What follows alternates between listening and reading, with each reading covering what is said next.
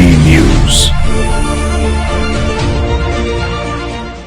नमस्कार, मैं संतोष।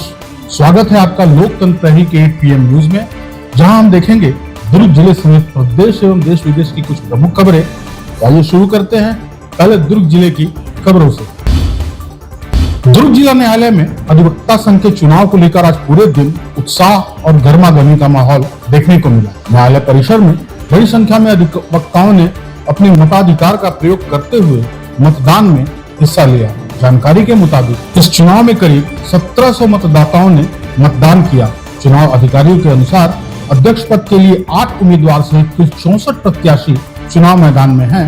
मतदान के लिए न्यायालय परिसर में 7 बूथ बनाए गए थे, जहां शांतिपूर्ण तरीके से मतदान संपन्न हुआ। मतदान प्रक्रिया को निष्पक्ष और पारदर्शी बनाए रखने के लिए चुनाव अधिकारियों की बड़ी निगरानी भी रही। चुनाव अधिकारियों ने जानकारी दी कि मतगणना 5 और 6 अप्रैल को की जाएगी। इसके बाद अधिवक्ता संघ के नए पदाधिकारियों की घोषणा की जाएगी। भिलाई के वार्ड क्रमांक 6 संजय नगर समित बस्ती में नगर निगम द्वारा नाला और सड़क निर्माण के लिए की गई तोड़फोड़ के बाद काम बंद होने से बस्ती वासियों की परेशानी बढ़ गई है। स्थानीय लोगों का आरोप है कि करीब 15-20 दिन पहले गरीब परिवारों के घर तोड़े गए, लेकिन अब निर्माण कार्य रोक दिया गया है। नाले की गंदगी और बदबू से लोगों का जीना मुश्किल हो गया है। साथ ही सांप, बिच्छू और कीड़े मकोड़े घरों में घुसने का खतरा भी बढ़ गया है। बस्ती वासियों का कहना है कि उन्होंने कई बार प्रशासन और जनप्रतिनिधियों को अपनी समस्या बताई, लेकिन उनकी शिकायतों पर कोई कार्रवाई नहीं हुई। लोगों ने चेतावनी दी है कि अगर जल्द समाधान नहीं हुआ तो वे विरोध प्रदर्शन करेंगे।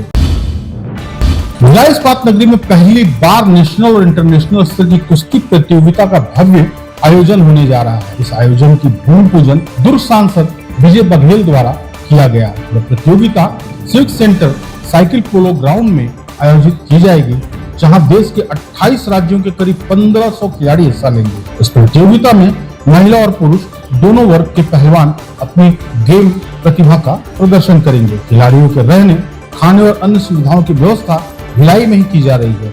इस बड़े आयोजन को लेकर शहर में उत्साह का माहौल है और तैयारियां जोरों पर चल रही है। दुर्ग लोकसभा क्षेत्र के सांसद विजय बघेल के खिलाफ सोशल मीडिया पर की गई अभद्र टिप्पणी को लेकर भारतीय जनता पार्टी के पदाधिकारियों ने नाराजगी जताई है। इस मामले को लेकर भाजपा के वरिष्ठ अधिकारी और कार्यकर्ता भिलाई नगर थाने पहुंचे। यहाँ उन्होंने नगर पुलिस अधीक्षक और थाना प्रभारी को ज्ञापन सौंपते हुए आरोपियों के खिलाफ सख्त कानूनी कार्रवाई करने की मांग की। भाजपा नेताओं ने कहा कि सोशल मीडिया पर इस तरह की अभद्र टिप्पणी न केवल जनप्रतिनिधियों का अपमान है, बल्कि समाज में गलत संदेश भी देती है। उन्होंने पुलिस प्रशासन से निष्पक्ष जांच कर दोषियों के खिलाफ कड़ी कार्रवाई करने की मांग की है, ताकि भविष्य में इस तरह की घटनाओं पर रोक लगाई जा सके। भिलाई के सुपेला क्षेत्र में स्थित आकाशगंगा इलाके में एक ट्रांसफार्मर में अचानक आग लग गई। घटना रात करीब 10 बजे आदर्श पेट्रोल पंप के पास हुई। मौके पर ड्यूटी कर रही यातायात पुलिस टीम ने तुरंत कार्रवाई करते हुए पास के पेट्रोल पंप से अग्निशमन यंत्र मंगवाया और आग पर काबू पा लिया। समय रहते ही की गई कार्रवाई से बड़ा हादसा टल गया। इस दौरान थाना सुपेला की पेट्रोलिंग टीम भी मौके पर पहुंची और स्थिति को पूरी तरह नियंत्रित किया गया। दुर्ग पुलिस ने आम नागरिकों से अपील की है, किसी भी आपात स्थिति या आगजनी की सूचना तुरंत पुलिस को दे, ताकि समय रहते कार्रवाई की जा सके।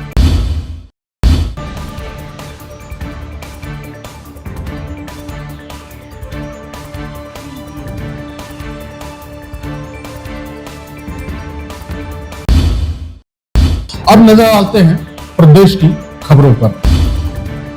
विदेश मंत्री एस जयशंकर नवा रायपुर स्थित भारतीय प्रबंधन संस्थान रायपुर के 15वें वार्षिक दीक्षांत समारोह में मुख्य अतिथि के रूप में शामिल हुए। इस दौरान उन्होंने छात्रों को डिग्री और मेडल प्रदान किए और मैनेजमेंट, लीडरशिप तथा करियर से जुड़ी कई महत्वपूर्ण टिप्स दिए। उन्होंने कहा कि भारत तेजी से बदल रहा है और देश के युवा इस बदलाव का नेतृत्व करेंगे। साथ ही आत्मनिर्भर भारत, डिजिटल क्रांति और वैश्विक स्पर्धा जैसे मुद्दों पर भी अपने विचार साझा किए। जयशंकर ने छात्रों को लगातार सीखते रहने, वैश्विक घटनाओं को समझने और इंडिया फर्स्ट की सोच के साथ निर्णय लेने की सलाह दी।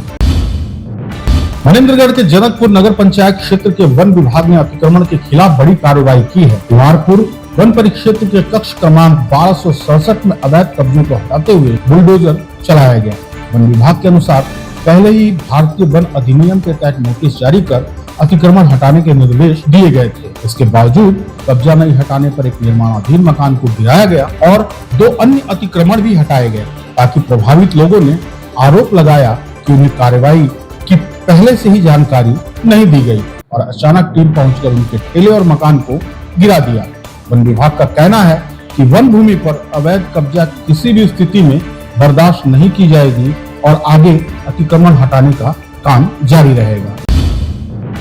हनुमान जन्मोत्सव के पावन अवसर पर ग्राम करमतरा में महावीर हनुमान रक्त वीर सेवा समिति के क्षेत्रवासियों के सहयोग से रक्तदान और निःशुल्क स्वास्थ्य शिविर का आयोजन किया गया। इस शिविर में कुल 51 लोगों ने रक्तदान कर मानवता की मिसाल पेश की, जबकि 40 लोगों ने अपने स्वास्थ्य की जांच भी करवाई। योजनाओं में आसपास के ग्रामीण ने बढ़ चढ़कर हिस्सा लिया और शिविर को सफल बनाने में अपना योगदान दिया। इस मौके पर उपस्थित वक्ताओं ने कहा कि रक्तदान सबसे बड़ा दान है जो किसी जरूरतमंद को नया जीवन देने का कार्य करता है। एक स्वस्थ व्यक्ति को समाज की भलाई के लिए नियमित रूप से रक्तदान करना चाहिए।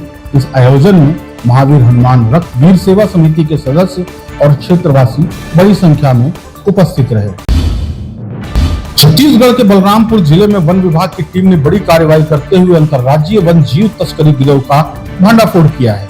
संयुक्त टीम ने 9 आरोपियों को गिरफ्तार किया है, जिनके कब्जे से तेंदुओं की 2 खाल बरामद की गई। यह कार्रवाई मुखबिर की सूचना पर वन्य जीव अपराध नियंत्रण ब्यूरो भोपाल, राज्य उड़न दस्ता रायपुर और वन मंडल बलरामपुर की संयुक्त टीम ने की। गिरफ्तार आरोपी झारखंड, उत्तर प्रदेश और छत्तीसगढ़ के विभिन्न निवासी बताए जा रहे हैं। वन विभाग ने आरोपियों के खिलाफ वन जीवन संरक्षण अधिनियम 1972 के तहत मामला दर्ज कर उन्हें न्यायिक हिरासत में भेज दिया है और मामले की जांच जारी है। महासमुंद के अंतर्राज्यीय गांजा तस्करी के खिलाफ बड़ी कार्रवाई करते हुए 281.900 किलो गांजा जब्त किया गया, जिसकी कीमत करीब 1,40,95,000 रुपए बताई जा रही है। NH-53 के रेहटी खोल रोड पर नाकाबंदी के दौरान पुलिस ने एक फॉर्च्यूनर और एक स्कॉर्पियो वाहन से गांजा बरामद किया। मामले में महाराष्ट्र के 5 आरोपियों को गिरफ्तार किया गया। पुलिस ने गांजे के साथ दोनों वाहन और मोबाइल फोन मिलाकर कुल 2,06,45,000 रुपए का सामान जब्त किया है। पुलिस ने पूरे नेटवर्क की जांच में जुटी है और नशे के खिलाफ अभियान जारी रखने की बात कही है।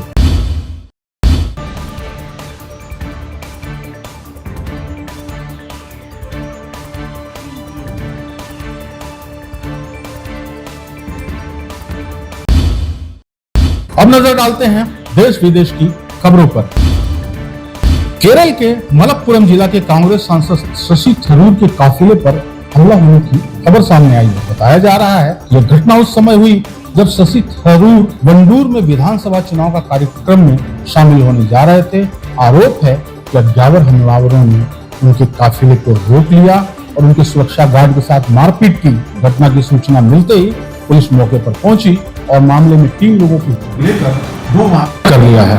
पुलिस ने शिकायत के आधार पर आरोपियों के खिलाफ गैर जमानती धाराओं में मामला दर्ज कर जांच शुरू कर दी है। इस बीच शशि थरूर ने कहा कि वे पूरी तरह सुरक्षित हैं और उनकी सुरक्षा गार्ड की हालत अब ठीक है। कानपुर में अवैध किडनी ट्रांसप्लांट करने वाले एक बड़े गिरोह का पर्दाफाश हुआ है, जिसने पूरे देश में सनसनी फैला दी है।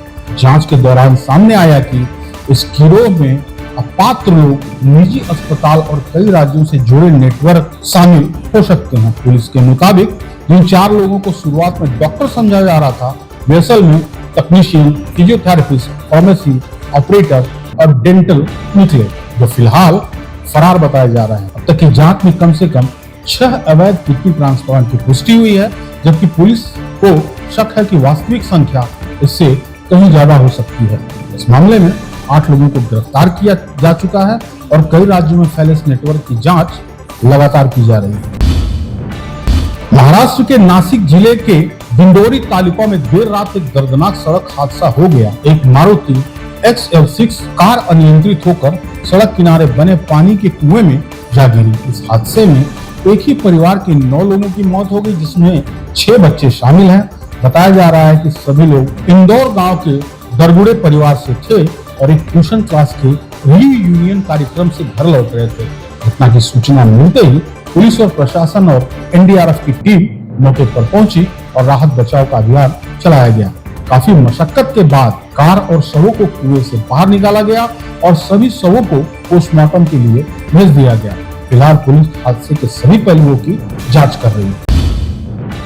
मध्य पूर्व में तनाव लगातार बढ़ता जा रहा है। ईरान में अमेरिकी पायलट के लापता होने के बाद अमेरिका ने हमले तेज कर दिए हैं। इसी दौरान ईरान के बुशहर परमाणु ऊर्जा संयंत्र के पास जोरदार धमाका हुआ।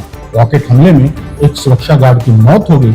हालांकि परमाणु संयंत्र की मुख्य इमारतों को कोई बड़ा नुकसान नहीं हुआ है। ईरान ने इस हमले को अमेरिका और इजराइल की साजिश बताया है।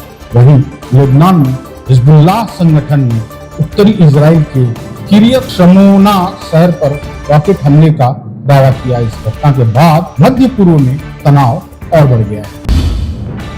मिडिल ईस्ट में ईरान, अमेरिका और इजराइल के बीच तनाव लगातार बढ़ता जा रहा है। रिपोर्ट के मुताबिक अमेरिका के पूर्व राष्ट्रपति डोनाल्ड ट्रंप के संदेश के साथ युद्ध विराम की कोशिश करने पहुंचे पाकिस्तान को तेहरान से बड़ा झटका मिला। बताया जा रहा है कि ईरान ने ट्रंप की शर्तों और पाकिस्तान की मध्यस्थता को खारिज कर दिया है।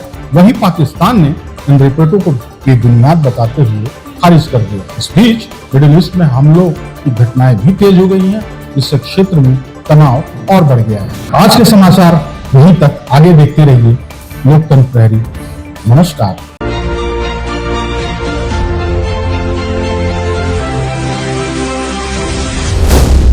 LP News. This program is sponsored by SR Hospital and Research Center.